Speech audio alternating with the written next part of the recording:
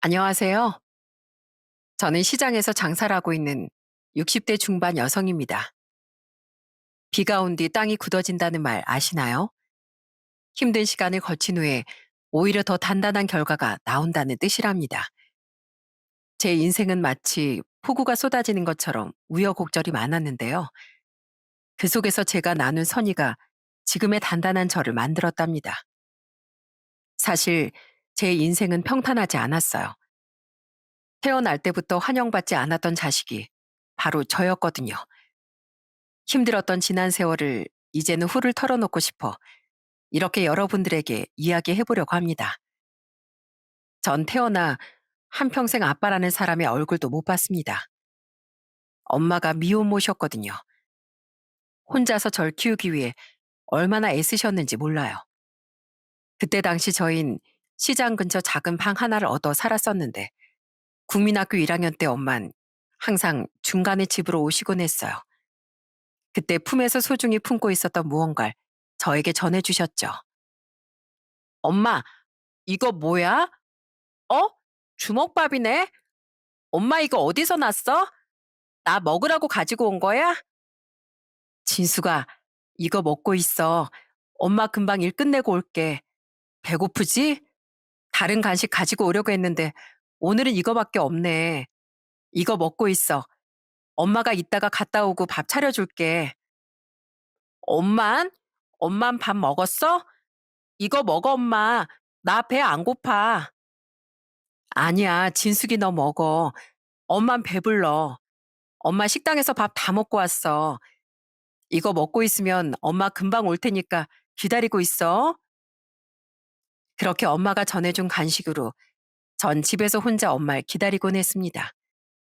그땐 몰랐지만 지금 생각해보면 엄만 식당에서 나온 점심을 고스란히 남겨뒀다가 저에게 주먹밥으로 만들어 주셨던 것 같아요. 형편이 넉넉하지 않으니 매일 끼니를 챙겨 먹는 것도 그땐 정말 어려웠거든요. 그렇게 힘들게 절 키우던 엄마에게 하나의 사건이 벌어진 건 제가 9살 때였습니다. 엄마가 아무래도 젊고 과부이다 보니 일을 하면서 불순한 의도로 접근하는 사람들이 정말 많았어요. 한 번은 가게 손님 중에 유부남이 엄마한테 어떻게 해보려고 접근을 했다가 그게 소문이 잘못 났던 모양이더라고요. 유부남이 먼저 엄마한테 접근했는데 오히려 엄마가 남자한테 꼬리치고 다닌다며 소문이 났던 거죠. 하루는 하교하는 길에 엄마 가게를 지나치게 됐는데 어떤 아줌마가 엄마가 일하는 가게로 들어가더니만 밖으로 엄마 머리를 끌어잡고 나오더라고요. 니까짓 게 이 과부 주제 어디 감히 다른 남자 꼬셔? 야, 다른 남자들도 너 같은 건 쳐다도 안 봐. 어디서 감히 꼬리를 쳐? 너 같은 건 아주 사라져야 돼. 아, 이거 좀 놓으세요. 제가 언제 꼬리를 쳤다고 그러세요? 그쪽 남편이나 잘 간수하세요. 제가 아니라 그쪽 남편이 문제거든요. 뭐? 그 순진한 양반이 뭘 꼬리를 쳐? 순진하니까 뭐 어떻게 해보려고 했나 본데 내가 그거 모를 줄 알고? 내가 너 이 바닥에서 얼굴 못 두고 다니게 할 거야. 아줌마, 아줌마 왜 그러세요?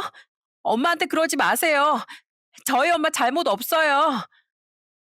저는 그때 그 장면을 보고 너무나 놀라 그 아줌마의 바짓가랑이를 잡고 늘어졌습니다. 엉엉 울면서 제가 소리를 치니 그 아줌마는 그제서야 엄마의 머리를 놓아줬어요. 야, 저 여자가 남자 꼬신다는 그 아줌마야? 세상에, 진짜 못됐다. 저런 여자가 이 동네에 있어야 되겠어? 그러게 말이야. 애도 있다는 사람이 어떻게 저런다니. 참. 아유, 사람 겉만 보고서 모르겠네 정말. 혼자 애 키우면서 성실하게 사는 줄 알았더니만 왜 저랬대? 사람들이 하나 둘씩 모이고 수군거리며 쳐다보자 그 아줌만 함께 온 사람들과 서둘러 자리를 떠났습니다. 아무런 말도 들어보지도 하지도 않은 채 소라만 피우고 가버린 거죠. 엄만 너무나 억울하고 분통해했지만 엄마의 편을 들어주는 사람은 아무도 없었어요. 머리채가 잡히고 뜯기고 있는 상황에서도 주변 상인들은 그저 쳐다보기만 할 뿐이었습니다. 그 뒤로 엄마 시장에 갈 때마다 시장 사람들은 죄다 앞에서 수군대며 말을 하더라고요. 엄마 전 그런 말을 들으면서도 못 들은 척 지나갔지만 엄만 생각보다 충격이 컸던 것 같습니다. 이렇게 일이 터지고 나서부턴 엄마 매일 밤낮을 술만 마시며 울기만 하셨어요. 진수가 엄마 진짜 억울하다, 억울해. 어떻게 사람들이 그러니? 내 얘긴 들어보지도 않고 엄마가 얼마나 열심히 살았는데. 엄마, 난 알아. 엄마 나쁜 사람 아니고 나한테 얼마나 좋은 사람인데. 난 알고 있어. 그렇게 엄마 위로해드렸지만 불행은 끝이 없었습니다. 결국 식당에서도 엄만 잘리고 말았죠. 어휴, 당신 같은 사람을 내가 어떻겠어요? 당장 나가요, 나가. 아무도 엄마의 말을 듣지 않았고 억울하게 쫓겨나게 되자 엄마는 결국 스스로 생을 마감하고 말았어요. 저는 너무나 억울하고 비통했습니다. 엄마에게 아무런 잘못이 없는데 왜 그 착한 엄마에게 그런 일이 벌어진 건지 이해도 할 수 없었어요. 그렇지만 고작 9살이었던 제가 할 수 있는 건 우는 것밖에 없었습니다. 혼자가 된 전 그 이후로 이모의 집으로 가게 되었어요. 그래도 엄마의 유일한 핏줄이었던 이모가 있어 다행이라고 생각했는데 이건 정말 큰 착각이었어요. 이모네 집으로 가고 난 후 제 인생은 말도 못할 정도로 비참했습니다. 이모뿐만 아니라 이모부와 사촌들까지 죄다 눈치를 줬어요. 이모네 집으로 가서 얼마 후가 어린이날이었는데 부산스러운 소리에 눈을 떴더니 이모네 식구들이 죄다 옷을 입고 밖으로 나갈 준비를 하고 있더라고요. 저도 일어나 준비를 해야 하나 싶던 순간 들려온 소리에 전 속으로 눈물을 삼킬 수밖에 없었습니다. 엄마, 쟤는? 쟤도 데리고 갈 거야? 아, 차도 비좁은데 같이 가야 돼? 아이, 놀러 가는데 좀 편하게 가면 안 돼? 됐어, 쟨 그냥 둬. 어차피 우리 가족들만 가기로 했으니까 깨우지 마. 괜히 깨웠다가 간다고 하면 골치 아프니까. 그러게 당신은 왜 연도 끊은 언니 애를 데리고 와서 이 난리야? 가족들 다 불편한 거 안 보여? 뭐 내가 데리고 오고 싶어서 그랬어? 쟤 데리고 오면 재산이라도 좀 받을까 싶어서 데리고 온 거지 뭐. 땡전 한 분도 없을 거라고 누가 생각이나 했겠어? 그냥 적선한다고 생각해. 제가 청소도 다 하잖아. 어린이날이니까 좀 즐겁게 가자. 즐겁게. 이모네 식구들은 절 식구로 생각조차 하지 않았습니다. 오히려 온갖 집안일들을 시키면서 가정부 취급을 했었어요. 거기다가 외식을 할 때 한 번 데리고 간 적이 없었죠. 처음엔 저도 누군가의 가족이 된다는 사실에 행복했었는데 그 행복이 깨지고 나니 너무나 비참하고 우울하더라고요. 더 이상 참지 못하겠다는 생각이 들었을 때가 바로 제가 12살 때 국민학교 5학년 때였습니다. 그때 전 이모에게 고아원으로 들어가겠다고 말을 했죠. 이모는 아무렇지 않은 듯 알았다고 대답만 했고 제가 떠나던 날도 그 누구도 배웅을 해주지 않았습니다. 그렇게 고아원에 들어가고 난 후 그때서야 전 따뜻함을 느끼게 됐어요. 오히려 이모 집보다 훨씬 편했습니다. 때가 되면 다 같이 밥을 먹었고 여러 명이 한 방에 모여 잤지만 그 누구 하나 제외하지 않고 모두 함께였죠. 가족보다 훨씬 편한 남이라니 지금 생각해도 참 마음 아픈 시절이었던 것 같아요. 전 그렇게 고아원에서 자라 20살에 나오게 되었습니다. 다른 기술이 없으니 방직 공장에 다니며 허드렛 일을 했죠. 그러다가 20대 중반의 남편을 만나게 됐어요. 남편은 방직 공장에서 일을 하는 사람이었고 처음엔 책임감도 강하고 무엇보다 제 상황을 듣고서도 모두 포용하고 이해해주는 따뜻한 사람이었죠. 그렇게 남편과 만나 결혼한 뒤 26살에 딸을 낳게 되었어요. 딸이 태어나고 나서 전 정말 행복했습니다. 제 인생에서 정말 행복했던 시기가 있었다면 바로 이때가 아닌가 싶어요. 아이를 키우면서 돌아가신 엄마 사랑이 이런 거였구나. 새삼 느끼고 감사하기도 했죠. 아이가 좀 더 자라니 저흰 더 나은 환경에서 아이를 키우고 싶어 맞벌이를 시작하게 됐습니다. 다시 근처 식품 공장에 다니며 일을 했죠. 그렇게 열심히 일을 해 30대 초반에 딸이 5살이 되던 해 집을 드디어 옮길 수 있게 되었습니다. 그때 살던 집이 조그마한 부엌과 방 하나짜리 사글세 집이었는데 좀 더 넓은 집으로 이사를 가게 되었어요. 계약을 앞두고 마냥 행복한 미래만 그리던 그때 저희 가족에게 불행이 찾아왔습니다.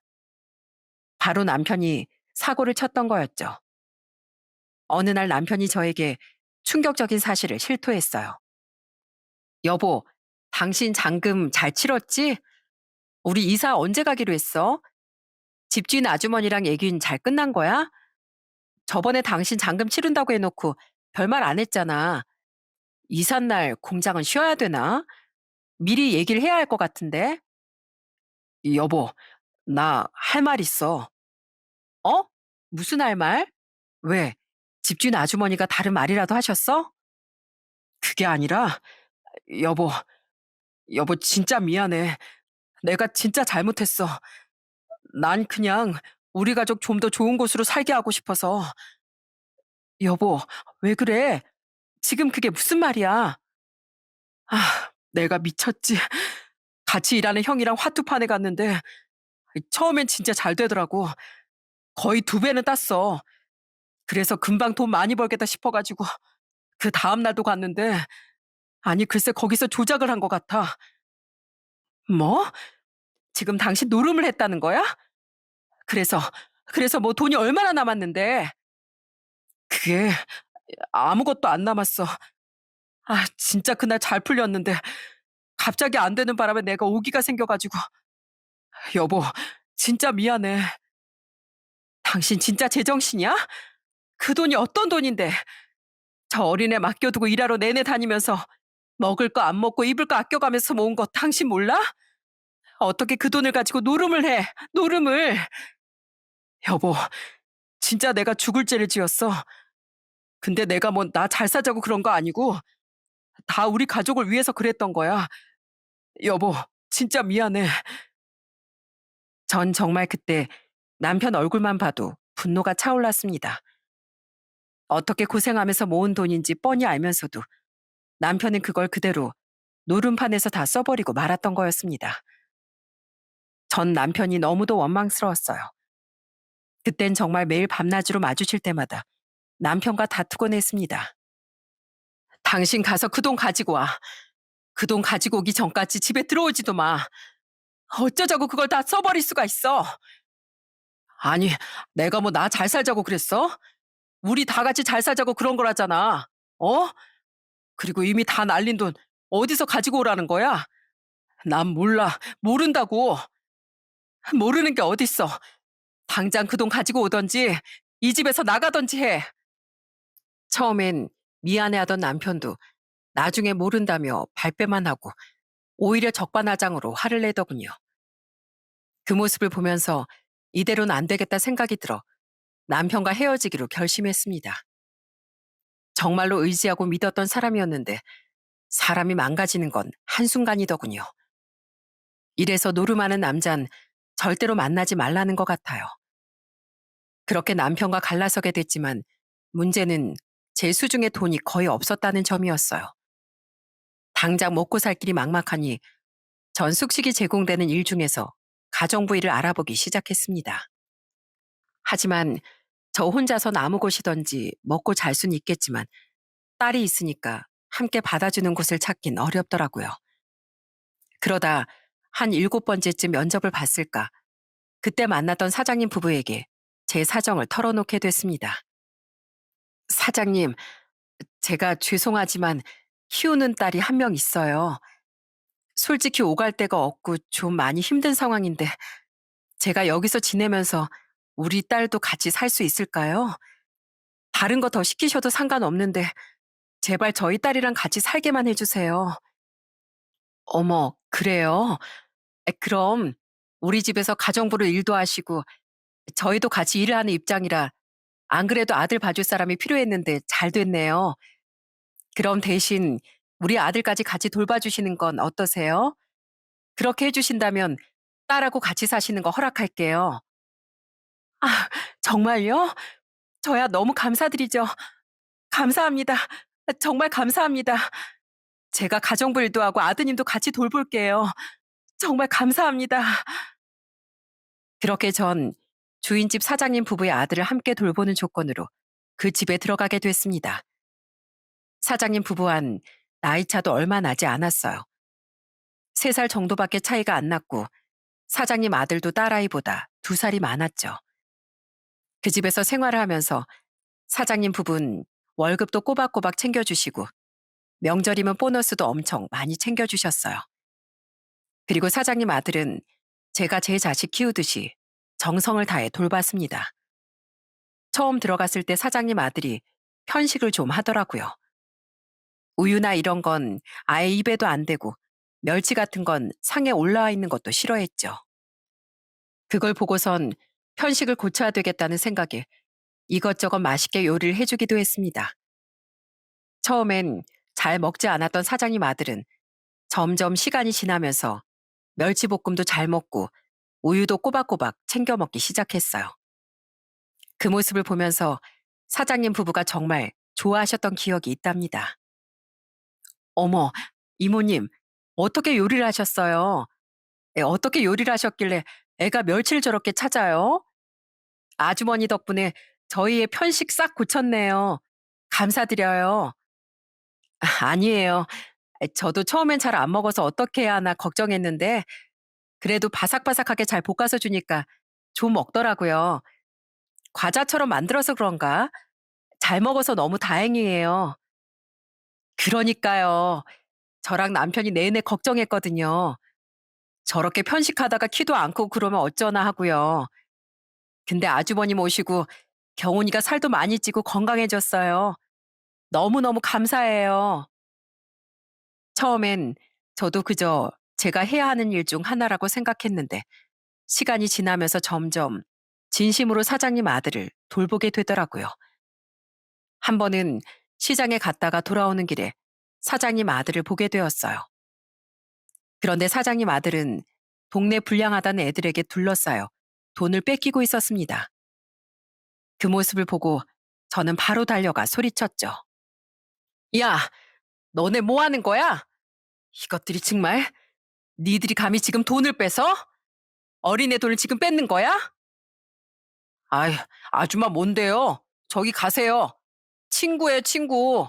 상관하지 말고 아줌마 가시라고요. 친구 같은 소리 하고 있네. 나 얘 보호자거든? 좋은 말로 할 때 니들 절로 꺼져. 어디서 감히 남의 돈을 뺏어? 니들 어디 학교야? 어? 여기 한번 니네 부모들 다 불러 모아봐. 이것들이 진짜 여기 다시 한번 얼굴 들이밀어봐. 내가 그땐 가만히 안 둘 거니까. 그날 그렇게 사장님 아들을 구해주고 난 뒤로 저희는 급격히 친밀해졌습니다. 심지어 사장님 아들이 절 이모라고 부르기 시작했죠. 아무래도 사장님 부부가 사업을 하느라 바쁘다 보니 하루 종일 저와 딸, 사장님 아들, 이렇게 셋이서 보내는 날들이 많았어요. 특히나 저희 딸하고는 서로 정말 친하게 잘 지냈죠. 둘이 같이 학교에서 돌아오면 그림도 그리고 숙제도 하면서 진짜 오누이처럼 잘 지냈답니다. 시간이 흐르면서 점점 사장님 부부는 저를 누구보다 믿어주셨고 사장님 아들도 절 많이 편안해 했어요. 그렇게 그 집에서 6년의 세월을 함께하게 되었습니다. 그 세월 동안 저희는 정말 가족이 된 것 같았죠. 어느 날, 다음 날 출장에 있었던 사장님 부부가 잠들기 전에 오랜만에 맥주 한 잔을 하던 날이 있었어요. 간단하게 먹을 걸 차려주고 들어가려고 하는데 사장님 부부가 절 불렀죠. 이모님, 여기 이쪽으로 오세요. 저희랑 같이 먹어요. 얼른요. 같이 맥주 한 잔 해요. 이모님도 술 한 잔 드실 수 있으시죠? 아유, 아니에요. 두 분이서 오붓하게 드세요. 에이, 한 잔 드세요. 여기 이쪽으로 앉으시고 이모님 벌써 우리 6년이나 흘렀네요. 이모님 오셔서 저희가 얼마나 든든하고 편한지 몰라요. 매번 느끼는 거지만 정말 감사드려요. 아유, 아닙니다. 제가 사장님 사모님께 더 감사하죠. 아무것도 없는 저희 받아주신 것도 그렇고, 이렇게 편안하게 살 수 있게 해주신 것도 그렇고, 정말 감사드립니다. 아유, 아니에요, 이모님. 저희 앞으로 잘 부탁드려요. 저희 이모님 없으면 안 되는 거 아시죠? 그러니까 오래오래 저희랑 같이 함께해요. 걱정 마세요. 전 여기서 쫓아내지 않는 이상 최선을 다할 거니까요. 그날 정말 화기애애하게 맥주 한 잔을 마시며 도란도란 이야기를 나눴어요. 하하호호 웃으며 이야기를 나누다 보니 금세 시간이 흘러가더라고요. 그때 참 행복하다 생각을 했던 것 같아요. 다음날 아침 사장님 부부는 지방으로 출장을 떠났습니다. 1박 2일의 일정이다 보니 그 다음날에 집으로 온다고 하더라고요. 이모님, 저희 다녀올게요. 다른 거 하지 마시고 저희 갔다 오는 동안엔 좀 푹 쉬세요. 네, 알겠어요. 걱정하지 마시고 잘 다녀오세요. 아참, 그리고 내일 갔다 오면 우리 소고기 먹을까요? 오랜만에 보양 좀 해요.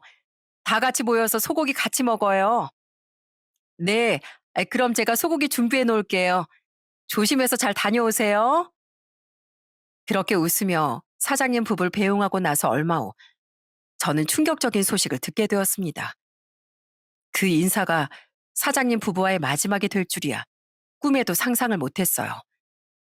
정말 그 누구보다 따뜻하고 정이 많았던 힘든 저와 딸을 안아줬던 사장님 부부는 겨울철 빙판길에 고속도로에서 사고가 나면서 한날 한시에 그대로 세상을 떠나고 말았어요. 그때 사장님 아들의 나이가 고작 14살 때였어요. 장례식장은 그 어린 아들의 울음소리만 가득했습니다. 아빠, 엄마, 나만 두고 가면 어떡해. 난 이제 앞으로 어떻게 살라고 그렇게 가버렸어. 이모, 이모 저 어떻게 해요? 저 이제 어떻게 살아요? 엄마 아빠 없이 저 어떻게 살아요? 아이고, 경훈아, 어떻게 하니? 불쌍한 우리 사장님, 사모님, 어떻게 보내드리니? 가여운 거. 장례식장에서 환하게 웃고 있는 사장님 부부의 영정사진을 볼 때마다 울컥울컥 올라온 울음을 겨우 참아야 했습니다. 사장님 아들은 장례식 내내 오열하며 힘들어했어요. 겨우 장례식이 마무리가 되고 저는 사장님 아들의 거취가 걱정이 되었어요. 친척이 별로 없었던 터라 걱정이 많았는데 다행히 사장님껜 2명의 여동생들이 있었습니다. 그래서 그 고모들 집으로 가지 않을까 싶었는데 집에 찾아온 고모라는 사람들의 태도를 보고 정말 기가 차서 말이 나오질 않더군요. 어, 그쪽이 가사 도우미? 아, 저 경훈이 데리러 왔어요. 내가 큰 고모예요. 내가 데리고 가야 하니까 집만 좀 정리해줘요. 아니, 언니가 왜 데리고 가? 내가 데리고 갈 거야. 언닌 무슨 자식도 많으면서 얘를 데리고 가서 뭐 어쩌려고. 설마 언니 오빠 재산 그거 탐나서 데리고 가려는 거 아니지? 야, 너 말 똑바로 해. 재산 탐내서 조카 데리고 가는 사람이 어딨니? 그건 너겠지. 어? 사업도 다 말아먹고 되는 일 없으니까 오빠 남긴 유산이라도 써보려고 여기 온 거 아니야. 뭐? 내가 뭐 그렇게 쓰레기인 줄 알아? 언니야말로 언니 사업 위험하다며. 그래서 오빠한테 도와달라고까지 했다면서? 그래서 경훈이 데리고 가려고 하는 거 아니야? 고모라는 사람들은 애를 앞에다 두고 재산이니 뭐니 서로 싸움만 했습니다. 저는 그 모습을 보고선 조용히 사장님 아들을 방으로 데리고 왔죠. 누가 봐도 재산에 눈독 들이는 게 떡하니 보였지만 제가 관여할 수 있는 일은 아니었어요. 두 고모는 그렇게 싸우다 결국 사장님 아들은 첫째 고모의 집으로 가게 결정이 됐나 보더라고요. 짐을 다 정리하고 이별을 하는데 눈에 눈물이 그렁그렁 맺힌 채 말하는 사장님 아들을 보니 저도 눈물이 절로 나왔습니다. 전 사장님 아들의 두 손을 꼭 잡고 이야기를 했어요. 경훈아, 괜찮아. 고모도 가족이니까 고모 밑에서 잘 지낼 수 있을 거야. 잘 가서 잘 지내고 공부도 열심히 하고 언제든지 힘들거나 그러면 나한테 연락해. 우리 여기 근처에 방 구했어. 이거 우리 집 전화번호거든? 언제든지 연락해도 되니까 전화해. 이모, 건강하세요. 제가 연락드릴게요. 고모네 집이 여기서 멀어서 자주 못 볼 것 같아요. 그래, 가서도 건강하고 밥도 잘 먹고 씩씩하게 잘 지내야 돼? 그래야 나중에 건강하게 다시 만나지. 그렇게 저희는 이별을 하게 되었습니다. 툭 건드리면 또르르 흘러내릴 것 같았던 눈물을 꾹 참고 가는 사장님 아들의 뒷모습을 보면서 전 걱정이 참 많았어요. 그 걱정 때문이었는지 뭔지 그날 이후로 자꾸만 제 꿈자리가 사나웠습니다. 하루는 이상한 꿈을 꾸고 일어났는데 그날 딸도 저와 비슷한 꿈을 꿨다면서 말을 하더군요. 엄마, 설마 엄마도 꿈 꿨어? 나 요즘 경훈 오빠 자꾸 꿈에 나온다? 잘 지내고 있겠지? 자꾸 꿈에 나오니까 왠지 걱정되네. 아휴, 그러게 말이야. 엄마도 자꾸 경훈이가 꿈에 나와서 엉엉 우는데 무슨 일인지 모르겠어. 사장님, 사모님 진짜 좋으신 분들이셨는데 경훈이 곁에서 잘 돌봐주시겠지? 저흰 그 꿈이 그저 꿈일 뿐이라고 생각했습니다. 그런데 5개월쯤 지났을까 저희 집으로 한 통의 전화가 걸려왔어요. 그때 걸려온 전화를 받고 저는 깜짝 놀랄 수밖에 없었습니다. 여보세요? 여보세요? 이모, 저예요. 경훈이요. 어머, 이게 누구야? 경훈아, 잘 지냈니? 아니, 어떻게 지내고 있어? 어떻게 이 시간에 전화를 했어? 어디야? 고모네 집이야? 아니요. 이모, 저 오늘 하룻밤만 재워주시면 안 돼요? 아니, 왜? 고모는 어쩌고? 그냥 아무것도 묻지 말고 저 그냥 하룻밤만 재워주시면 안 돼요? 그래, 그래, 알았어. 너 버스 탈 줄 알지? 그럼 버스 정류장으로 와.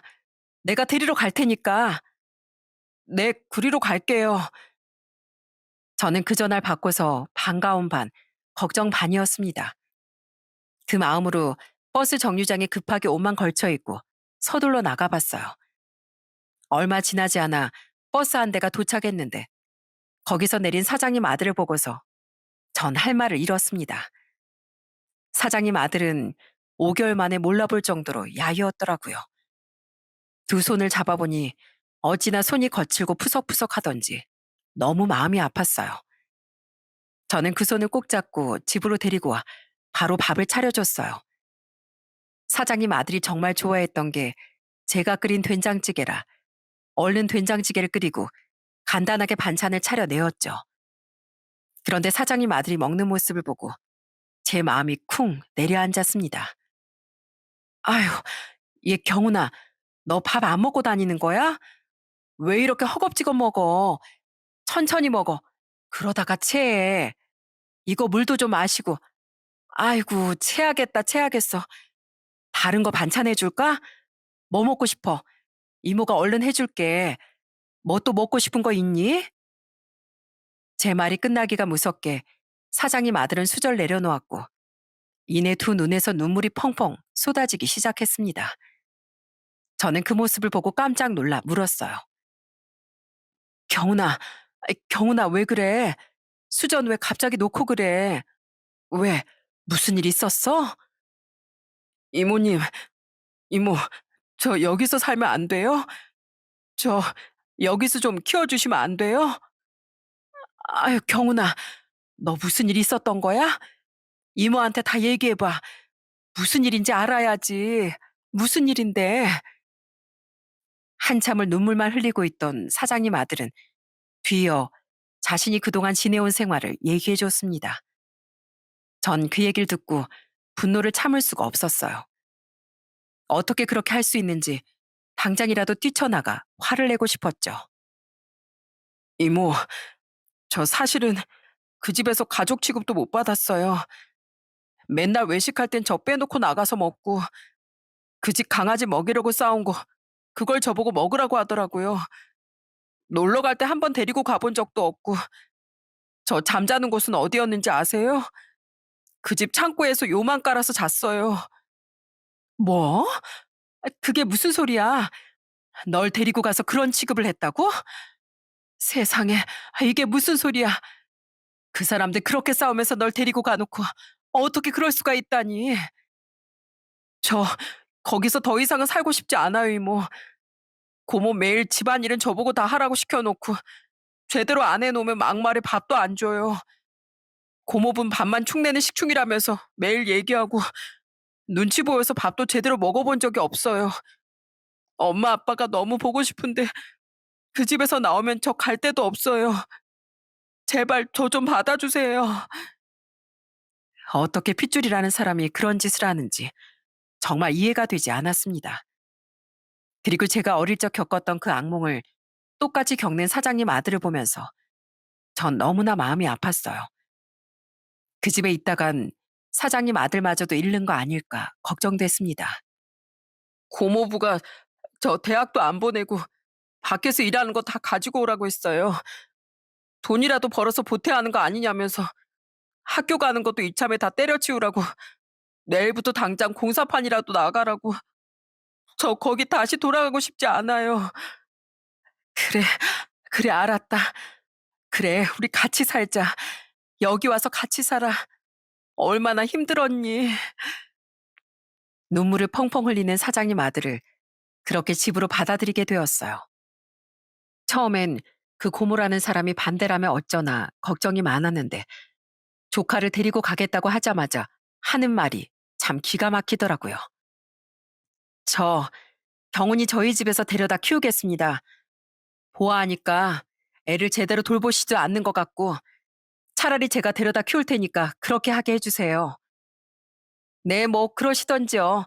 알아서 하세요. 근데 돈은 못 줘요. 아시죠? 우리가 원래 제 성인 때까지 후견인으로 키워야 하는데 그쪽이 먼저 데리고 가신다고 한 거잖아요. 그러니까 돈 안 받는 조건으로 데리고 가세요. 그 사람들은 정말 끝까지 뻔뻔하고 아주 나쁜 사람들이더군요. 그런 사람들과 함께 지내면서 얼마나 많은 상처를 받았을까 생각하니 우라가 치밀더라고요. 그때 이후로 그 고모라는 사람들은 지금껏 한 번을 찾아오질 않았어요. 그때가 지금으로부터 25년 전인데 제가 그 후로 한 번 찾아오는 꼴을 못 봤으니 얼마나 나쁜 사람들이겠어요. 나중에 소식을 들어보니 이미 사장님 부부 돈은 다 뿔뿔이 나눠가지고 사업하는 데 쓰면서 다 탕진했다더라고요. 그걸 듣고 나서 너무 화가 나 소송이라도 해보자고 제가 제안을 한 적도 있었어요. 그런데 얼마나 상처가 컸는지 나중에 소송을 할 수 있음에도 불구하고 사장님 아들은 소송도 하고 싶지 않다며 절 말렸죠. 아마 그 사람들 이름조차도 엮이고 싶지 않았던 것 같아요. 그날 이후로 그렇게 사장님 아들을 정말 제 아들처럼 받아들이게 되었습니다. 처음엔 사장님 아들도 정말 힘들어했어요. 저녁에 잠잘 때마다 엄청 불안해하고 꿈속에서도 시달리는 듯 잠꼬대도 심하게 했습니다. 그러다 점점 시간이 지나면서 안정을 찾을 수 있었죠. 전 두 아이들을 키우기 위해 시장에서 순대와 떡볶이를 팔면서 장사를 했어요. 두 아이들은 학교가 끝나면 어김없이 제 가게로 와 순대와 떡볶이를 먹곤 했습니다. 그리고 가게에선 항상 둘이 와 서빙도 해주고 상도 닦아주면서 제 일을 도와주곤 했어요. 전 그런 두 아이들의 모습을 보면서 정말 든든하고 대견했습니다. 특별한 건 아니지만 하루하루가 소소한 행복들로 가득 찼던 시기였어요. 두 아이들은 늘 함께하면서 서로를 배려하고 위해 주었죠. 특히나 사장님 아들은 공부를 정말 열심히 하고 잘했어요. 저희 딸도 꿈이 비행 승무원이었는데 그 목표를 향해 둘이 서로 도와가며 공부도 열심히 했답니다. 그날은 아마 시험 기간이었던 것 같아요. 가게에 와선 한쪽에 앉아서 둘이서 공부를 하는데 그 모습이 어찌나 예뻐 보이던지 지금도 그날의 모습이 눈앞에 선하답니다. 오빠, 이거 어떻게 풀어? 나 잘 모르겠어. 아까 했던 것 같은데. 아, 나 왜 이렇게 못하지? 오빤 한 번에 딱 풀던데. 아이, 당연하지. 오빠가 지영이 너보다 2살이나 많으니까 그렇지. 너도 오빠 나이 되면 잘할걸? 봐봐. 내가 잘 얘기해 줄 테니까 다시 한번 해봐. 잘할 수 있어. 그렇게 함께 살며 행복하게 지내던 어느 날, 사장님 아들이 18살이 되던 해였어요. 그날 집으로 일찍 퇴근을 하게 된 절 기다리고 있었던 건 바로 사장님 아들이었죠. 늦은 시간이라 아직도 잠들지 않은 모습을 보고 무슨 일인가 싶었는데 그런 저에게 너무나 놀라운 얘기를 꺼냈어요. 저, 이모, 저 이모한테 엄마라고 불러도 돼요? 어? 뭐, 엄마? 아, 그래. 아, 난 언제든지 환영이지. 근데 왜 갑자기 엄마라고 부르고 싶어졌어? 이모는 이모라고 부르기엔 제가 너무 사랑하고 존경하는 사람이에요. 그리고 저 부모님이 2분 다 돌아가셨는데 이모마저 이 세상에 없으면 저 너무 슬플 것 같아요. 그래서 저 이모라고 부르고 싶지 않고 그냥 엄마라고 부르고 싶어졌어요. 그러니까 우리 오래오래 이렇게 같이 가족처럼 되고 싶어서 그래서 엄마가 좋을 것 같아서요. 그렇게 생각했어? 그래, 고마워. 언제든지 엄마라고 불러도 되지. 고마워. 오빠, 그러면 우리 이제 친동생, 친오빠 되는 거야? 아, 뭐, 그렇지 뭐. 이제 오빠 말 진짜 잘 들어야 되겠지? 에이, 원래 친남매가 더 싸우는 거야. 몰라? 내 친구들은 그러던데. 저는 그날 너무나 감동을 받아 눈물을 왈칵 쏟을 뻔했습니다. 얼마나 마음이 깊고 착한지 이 착한 애가 제 아들이 된다는 게 정말 행복하고 좋았어요. 그렇게 저희 세 식구는 서로를 의지하고 보듬으며 함께 행복하게 잘 지냈습니다. 그 후로 딸은 정말로 꿈을 이뤄 비행기 승무원이 되었어요. 거기다가 아들도 대학 졸업 후 대기업 전자회사에 들어가게 되었습니다. 첫 월급을 받았을 땐 잊을 수가 없는데요. 그날 아들이 내려와 저에게 첫 월급 선물을 해줬거든요. 엄마, 이거요. 원래 첫 월급 받으면 부모님한테 빨간 내복 사드리는 거래요. 그리고 앞으로 이것도 엄마 선물이에요. 고마워, 아들. 엄마가 올겨울 따뜻하게 보내겠네. 근데 이건 뭐야? 봉투? 엄마 용돈도 주려고? 어머, 근데 잠깐만. 왜 이렇게 많아? 아이고, 이걸 다 나한테 준다는 거야? 아니, 도대체 이게 얼마야? 엄마, 앞으로 매달 제 월급 90%는 다 엄마한테 드릴 거예요. 엄마가 지금까지 저 키워주셨으니까 앞으로는 이거 받으시고 편하게 마음껏 쓰세요. 아유, 됐다, 됐어. 너 그럼 남은 10%로 뭐 하려고 그걸로 밥값이나 나오겠니? 어차피 구내식당에서 밥도 나오고 저 그걸로도 충분히 생활할 수 있어요. 그러니까 기분 좋게 받아주세요. 아이고, 나 이거 못 받아. 못 받으니까 도로 가지고 가. 어떻게 내가 이걸 받아. 그럼 이거 나중에 저 장가 갈 때 그때 좀 보태주시면 되죠. 그렇게 해주실 거죠? 엄마 이거 안 받으시면 매달 이렇게 현금으로 만들어서 집 앞에 가져다 둘 거예요. 아이고, 알았다, 알았어. 널 참 못 말린다, 못 말려. 내가 널 어떻게 이기니? 아들은 매달 월급의 대부분을 저에게 보내줬습니다. 정말 큰 돈이었지만 아들은 한 번도 빼놓지 않고 매달 꼬박꼬박 보내줬어요. 거기다가 승무원으로 일을 하던 딸도 마찬가지로 첫 월급을 받았을 때부터 저에게 90%를 줬습니다. 어떻게 두 아들, 딸이 똑같은지 너무 웃기면서도 참 잘 자라줬다는 생각에 기특하기도 하고 행복했어요. 그런 저의 행복이 잠시 멈췄었던 시기가 있었습니다. 제가 60대 초반에 건강검진을 받았는데 당뇨가 시작됐다고 하더라고요. 그 나이 땐 많이 겪는 일이라 처음엔 대수롭지 않게 생각을 했죠. 이미 주변에서도 당뇨에 걸린 사람들이 많아 흔히 있는 일이겠거니 안일하게 생각했던 게 잘못이었던 것 같아요. 일이 바쁘다 보니 제 건강은 잘 챙기지 못했고 그리고 나름 관리를 한다고 했는데도 제 마음대로 잘 관리가 되지 않더라고요. 처음엔 별다른 증상이 없었는데 점점 시간이 지나면서 다리 쪽이 좀 저리고 혈액순환이 잘 안 되는 느낌이 들더라고요. 워낙 오래 서 있는 일을 하다 보니 그럴 수 있다고 생각하고 그냥 저녁이면 다리 찜질만 하고 넘어갔습니다. 그런데 어느 날 정말 살짝 문턱에 발이 부딪히면서 상처가 생겼는데 그게 점점 골더니만 이내 검게 변하기 시작했어요. 금방 낫겠거니 생각했던 게 아무리 시간이 지나도 원래대로 돌아오지 않고 검은 부분들이 서서히 늘어나자 급하게 전 병원에 가게 되었어요. 거기서 의사의 말을 듣고 저는 놀라 쓰러질 뻔했어요.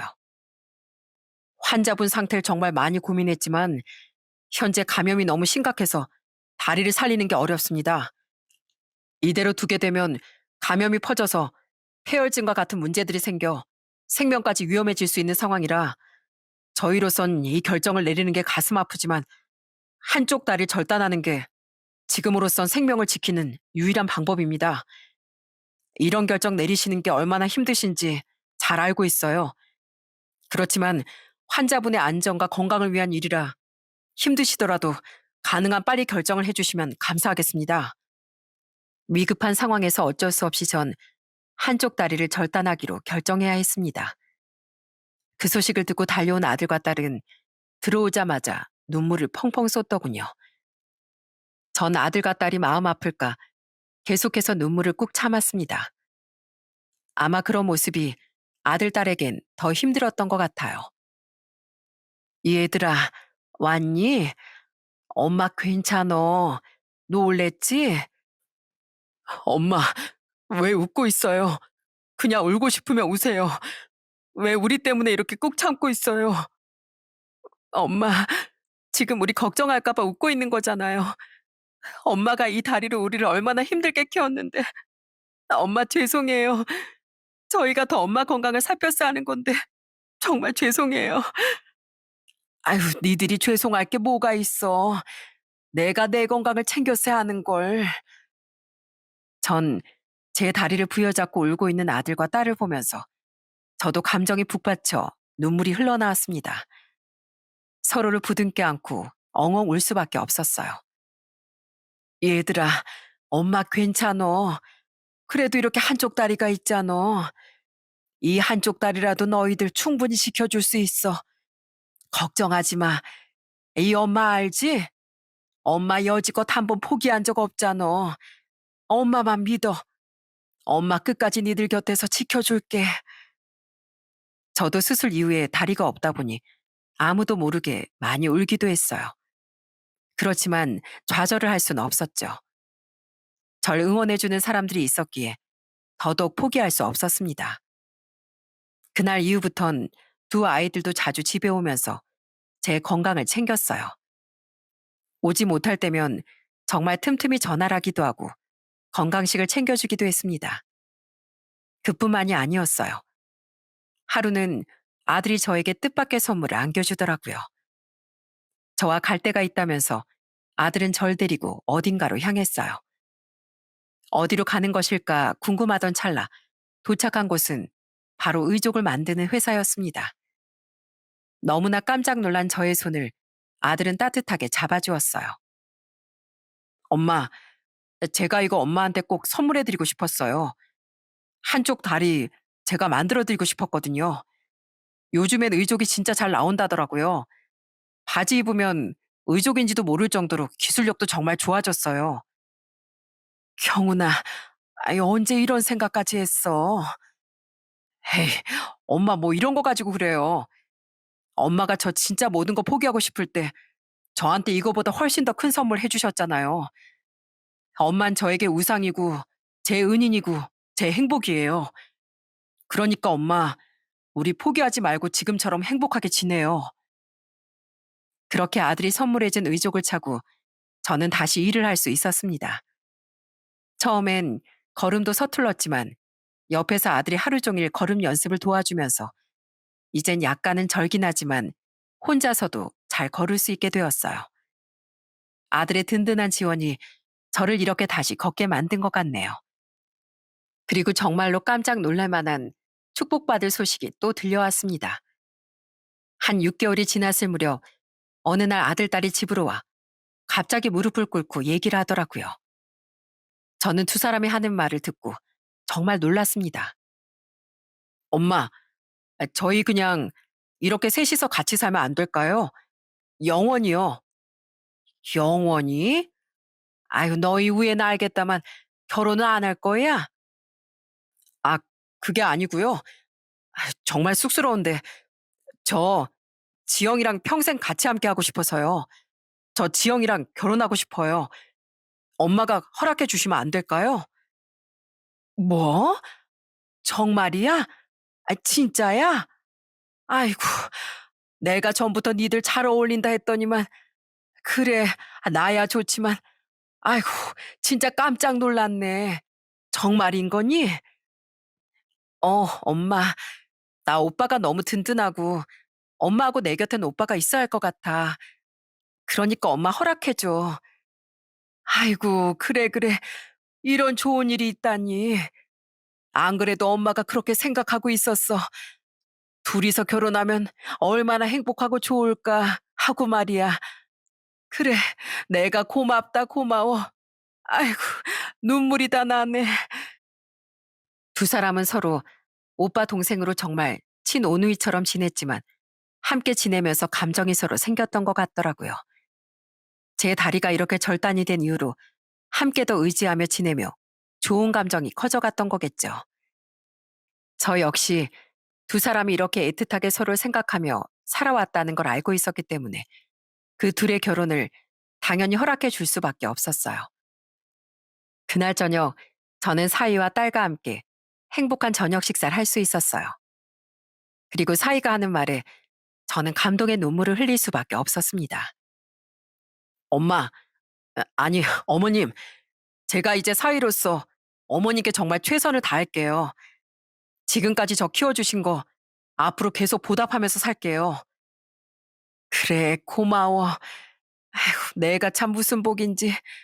따뜻하고 든든한 아들도 얻었는데 이젠 사위까지. 내가 정말 이제 복을 제대로 받는가 보다. 정말 고마워. 우리 경훈이라면 지영이 평생 행복하게 해줄 거라고 난 믿어. 감사합니다, 어머님. 저 지영이도 어머님도 끝까지 제가 잘 지킬게요. 앞으로는 저만 믿으세요. 그 다음날 저흰 사장님 부부가 잠들어 있는 곳에 인사를 가게 됐습니다. 여전히 활짝 웃으며 저희를 반겨줄 것만 같은 느낌이 들었어요. 사장님, 사모님, 우리 경훈이가 지영이랑 결혼한답니다. 저희 딸하고 저한테 사장님과 사모님이 얼마나 큰 은혜를 베풀어 주셨는지 지금도 항상 감사드려요. 덕분에 이젠 둘이서 정말 행복하게 잘 지내고 있어요. 잘 지켜보고 계시죠? 얼마나 기쁘실까요? 하늘에서 앞으로도 이 두 사람 잘 지켜봐 주세요. 그렇게 두 사람은 눈물의 결혼식을 올리게 되었답니다. 결혼식에서 아들과 같은 사위와 딸이 절 보고 행복하게 눈물을 흘리는데 저 또한 기쁨의 눈물을 흘릴 수밖에 없었죠. 그날 머릿속으로 정말 그동안의 이야기들이 다 주마등처럼 스쳐 지나갔습니다. 그 어린 꼬마아이가 어느덧 의젓하게 자라 든든한 사이가 되었고 늘 제가 살아가는 의미였던 어여쁜 꼬마아이가 한 남자의 아내가 되었던 그 순간들이 마치 파노라마처럼 모두 스쳐 지나가더군요. 그렇게 결혼을 하고 1년이 더 지나 지금은 아들까지 한 명을 낳았어요. 그리고 두 사람은 아직도 제 건강을 어찌나 챙기는지 모릅니다. 장모님, 이거 얼른 드세요. 이거 드셔야 기운이 확 나거든요. 어떠세요? 좋으시죠? 장모님이 좋다고 하면 제가 이거 한 트럭 사올게요. 아이고, 됐어. 뭘 이렇게 많이 사와. 저번에 사다 준 것도 아직 한 트럭이야. 에이, 장모님 부지런히 드셔야죠. 장모님, 오늘은 제가 소고기 쏠게요. 오늘 한번 배 터지게 먹어봐요. 엄마, 이 사람 오늘 엄마랑 노래방도 간대. 어제 얼마나 연습했는지 알아? 엄마 내일 일 쉬어야 돼. 알았지? 오늘 우리 신나게 놀자고. 이렇게 지금은 아들이자 우리 사위와 딸, 그리고 손주들과 함께 행복하게 잘 지내고 있답니다. 늘 쉬는 날이 오면 왁자질거 노느라 시간 가는 줄 모른답니다. 건강과 행복이 먼저라며 항상 절 기쁘게 해주는 사위에게 고맙고 늘 제 건강을 챙겨주는 딸에게도 너무나 고맙습니다. 우리 사랑하는 내 자식들을 위해서라도 전 건강하게 오래오래 살아보려고요. 아픔 뒤에야 행복의 가치가 보인다고 하죠. 제가 살면서 생각해보니 제 삶은 그만큼 어려움이 많았기에 지금의 행복을 더 크게 느낄 수 있는 것 같아요. 누군가가 볼 땐 소소한 일상이지만 저에겐 너무나 큰 행복이거든요. 제 이야기는 여기서 마치겠습니다. 여러분들에겐 어떤 행복이 있으신가요? 너무 소소한 행복이라 가치가 없다고 느껴지실 수도 있습니다. 그렇지만 그 행복은 이 세상 어느 가치 있는 것과 비교도 할 수 없을 만큼 큰 일일 수도 있어요. 지금은 그게 느껴지지 않더라도 언젠간 꼭 그 가치를 알게 될 날이 올 거라 생각합니다. 사는 게 고되고 힘들 때가 참 많죠? 내 뜻대로 흘러가는 게 없다. 세상을 원망한 적도 많습니다. 그렇지만 제 인생은 망한 게 아니었어요. 오히려 지금은 매일이 행복하죠. 그렇게 누구든 앞으로의 희망을 놓지 않는 이상 언젠간 인생은 성공으로 끝날 거라 생각합니다. 여러분들의 인생도 성공으로 잘 마무리되길 바라며 이만 글을 마치겠습니다. 잘 들어주셔서 정말 감사합니다.